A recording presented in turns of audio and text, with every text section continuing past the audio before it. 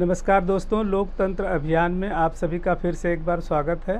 जैसा मैंने आपको पिछले बार भी बताया था कि मैं ये एक नया अभियान शुरू किया हूँ और मैं चाहता हूँ कि हमारा लोकतंत्र ज़्यादा से ज़्यादा स्वस्थ, परिपक्व और मजबूत बने।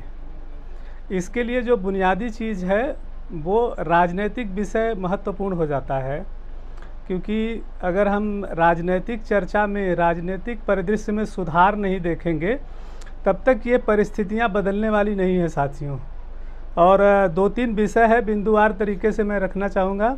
एक तो आप ये देखेंगे कि मध्यम वर्ग जो है वो इस सिस्टम का एक बहुत बड़ा हिस्सा है और बड़ी संख्या उसी की है, लेकिन देखा जाए तो वास्तविक रूप से जो राजनीति की मुख्य धारा है उससे वह कहीं न कहीं किनारे है। उसकी सक्रियता सिर्फ वोट देने तक रहती है और उसके बाद वो फिर निरीह प्राणी की तरह बैठ कर के देखते रहता है।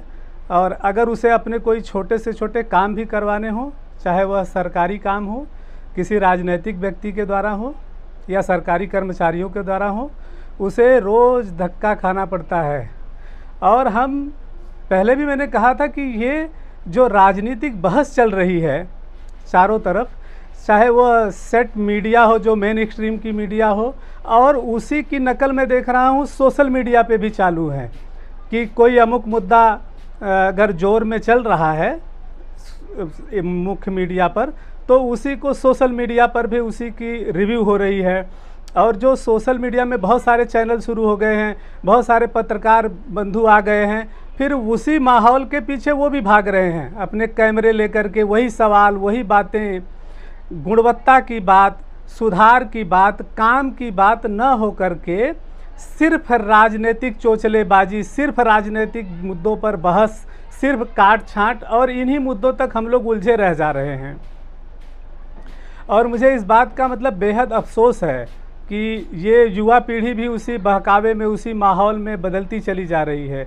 आप टीवी की डिबेट देख लीजिए, पॉलिटिकल जितने भी डिस्कोर्स हैं उनमें देखिए तो ज़्यादातर करके कटाक्ष के मुद्दे आ रहे हैं, न कि समस्याएं जिसके लिए लोकतंत्र बना, जिसके लिए ये सरकार बनी, जिसके लिए ये ढांचा बना, जिसके लिए सारी व्यवस्था बनाई गई, न्यायपालिका, विधायिका और प्रशासनिक सेवाएं, ये सारी चीज़ों को, और उसको चौथा स्तंभ जिसको माना जाता है मीडिया, पत्रकारिता, वह उसको उसकी समीक्षा करता रहेगा समय समय पर ताकि उसकी त्रुटियों को बताता रहे।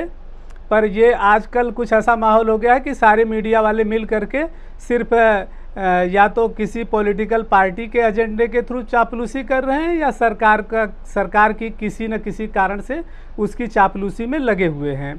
और यह बहुत ही दुर्भाग्यपूर्ण बात है इस देश के लिए।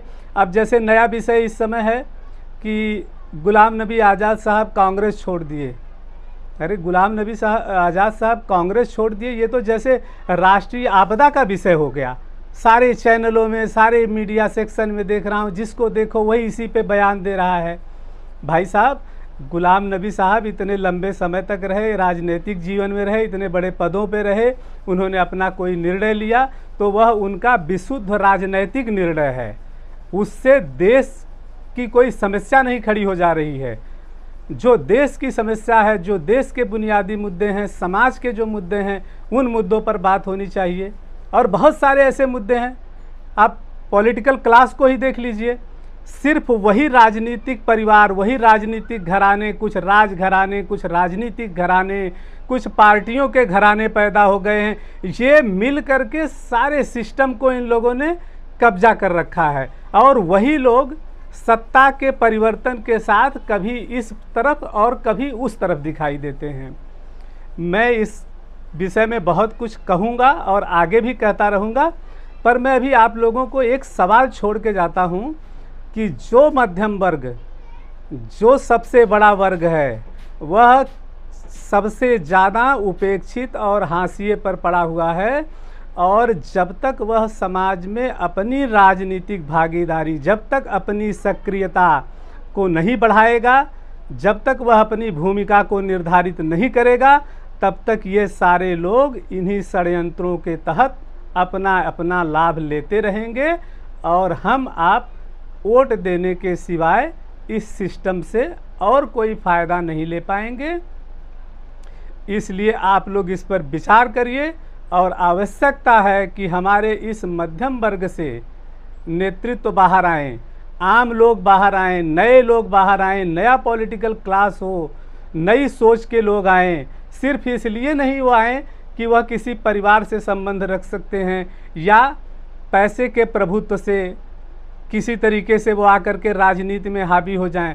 विशुद्ध रूप से वो विचारक लोगों को राजनीति में आना बहुत आवश्यक है, तभी जाकर के कुछ सामाजिक परिवर्तन खड़ा होगा।